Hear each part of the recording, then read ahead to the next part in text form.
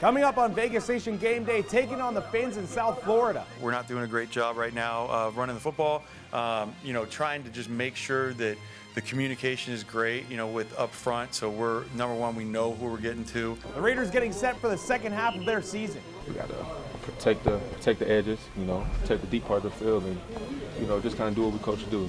Nothing too special. A refreshed Raiders squad has a Sunday matchup against the Miami Dolphins. The Week 11 edition of Vegas Nation Game Day starts right now. Powered by the Las Vegas Review-Journal, this is Vegas Nation Game Day. Presented by DNR House of Diamonds, making luxury affordable. Located in the One Summerlin building in downtown Summerlin. First and foremost, stop the run. Allow our defensive ends, the Max Crosby's, the KC's of the world, to really get after Tua and company. Critical that we do a good job of setting the front, having some knockback, really with the perimeter with so much speed with the Dolphins that we eliminate that early in the game. Welcome back to Vegas Nation Game Day. I'm your host, Dominic Lavoie. Raiders football is finally back after less than an optimal start for the first half of the season for the Raiders. The silver and black coaches and players alike feel refreshed and ready to go. Now to tell us how this week's game against the Dolphins could pan out, we're bringing in Raiders beat writer Vinny Bonsignore. Vinny, what you got for us this week? Thanks a lot, Dom. Well, I'll tell you what I'm keeping an eye on, the offense. New offensive coordinator Scott Turner, he brought in Norv Turner, the heralded longtime NFL coach and offensive guru, to be his assistant. You got Joe Philbin now running the offensive line.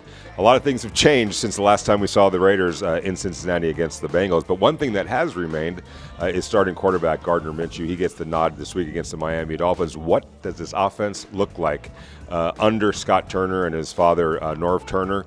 I would expect Brock Bowers to be a featured component of the offense, continuing the great rookie season that he's had. You might see a little bit of Michael Mayer. He returned this week. What's the running game going to look like? I think that was a key component or a key element to making the change, and I'm sure Antonio Pierce had a long conversation with both the Turners and Joe Philbin to get this run game going. All that said, it's going to be a tough game for the Raiders going to Miami, who are coming off a big win against the Rams on Monday night. They're playing for a playoff spot and to get back into this thing.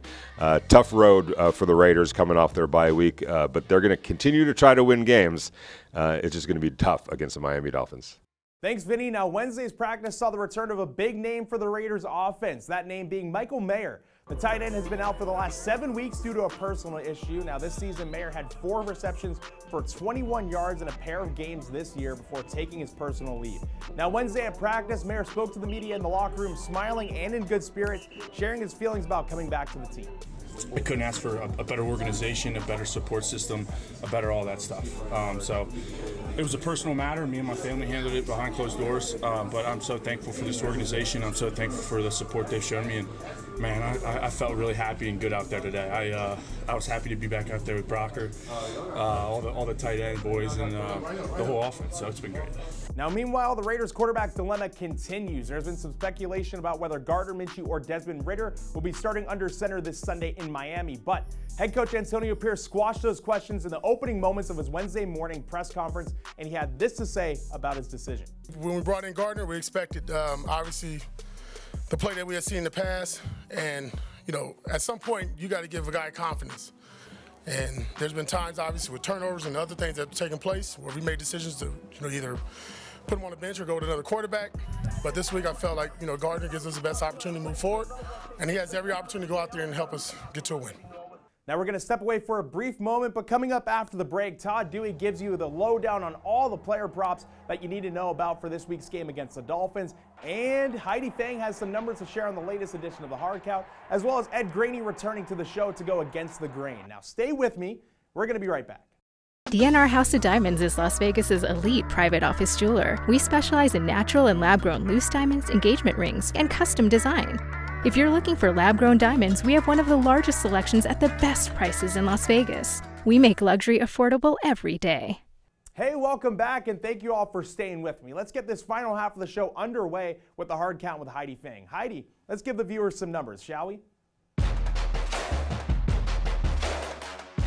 Thanks, Dom. As the Raiders head into Week 11 against the Miami Dolphins, there remain a lot of question marks on the offensive side of the ball. But the same can be said for the Miami Dolphins, who ranked 20th overall in total offense in the NFL. However, rookie tight end Brock Bowers remains a bright spot for the Silver and Black, who are 29th overall in offense. With 8 receptions, Brock Bowers would be one of 3 players in NFL history and the first tight end to record 65-plus receptions in the first 10 games of his rookie season. The Dolphins faced their share of struggles in their win over the Rams, with quarterback Tua Tagovailoa getting sacked 3 times. That's setting the stage for defensive end Max Crosby to snag a milestone of his own. With 1.5 sacks, Crosby would reach 60 career sacks, one of 3 Raiders players in their history to reach that number, and he'd be one of 6 players in NFL history since 1982 to reach 350-plus tackles in 92 career games. That's the hard count. Now back to you, Dominic.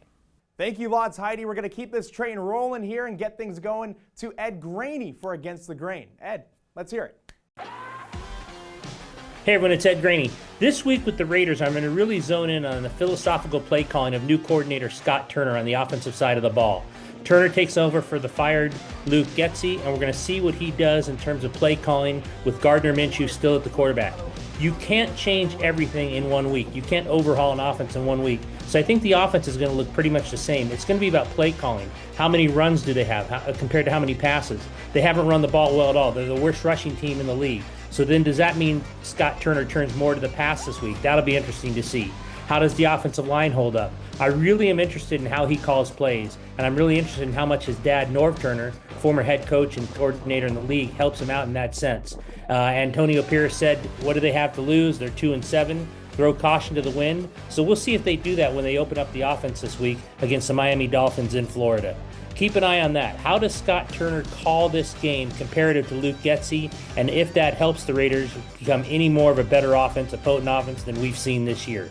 This is Ed Graney, and this is Against the Grain. All right, thank you, Ed. Now let's welcome back to the show Todd Dewey, who's got some betting numbers for the Raiders and Dolphins this week. Todd, let's follow the money, shall we? Who will score the first touchdown in the Raiders-Dolphins game? Devon Achane is a plus 350 favorite to cash that popular prop bet. Tyreek Hill is 5-1, and Jalen Waddle and Alexander Mattison are each 8-1. Brock Bowers is 11-1 to score the game's first touchdown, plus 220 to score a touchdown at any time in the game, and 15-1 to score 2 TDs or more. Miami quarterback Tua Tagovailoa, his total touchdown passes are 1.5, and the over-under total passing yards is 241.5. Gardner Minshew's passing yards is 195.5. Hill tops the list for receiving yards at 67.5, and Jacoby Myers is 57.5. Thank you, Todd, and hey, you, the viewer, thank you for watching once again. As always, stick with us on the web and at social media at Vegas Nation and VegasNation.com so you'll never miss Raiders news and updates while the show is off the air. But for now, that'll do it for this edition of Vegas Nation Game Day. Once again, thank you all for tuning in, and I'll see you all next time. Powered by the Las Vegas Review-Journal, this is Vegas Nation Game Day. Presented by D&R House of Diamonds, making luxury affordable. Located in the One Summerlin building in downtown Summerlin.